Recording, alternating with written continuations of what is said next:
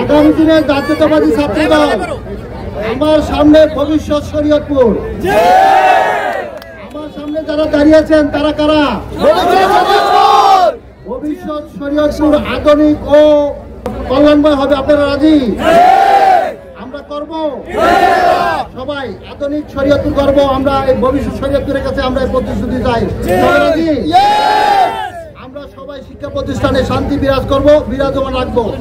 সবাইকে শান্তিপ্রিয়ভাবে থাকার অনুরোধ দিয়ে সবাইকে তারেক রহমান, জননেতা জনাব তারেক রহমানের 31 দফা, বিএনপির 31 দফা সবাইকে শোনার মানার জন্য অনুরোধ জানিয়ে আগামীতে ধানের শীষের প্রার্থী, আমাদের ধানের শীষের প্রার্থী জনাব সাইদ আসলাম সাহেবকে আমাদের কান্ডারি,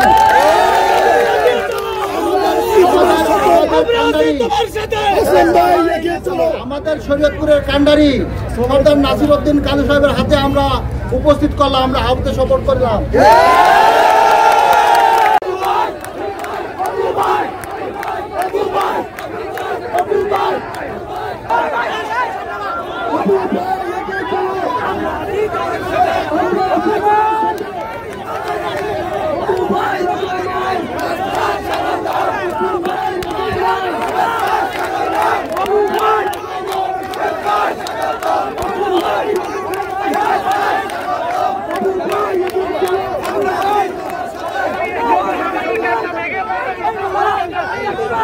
Let's go!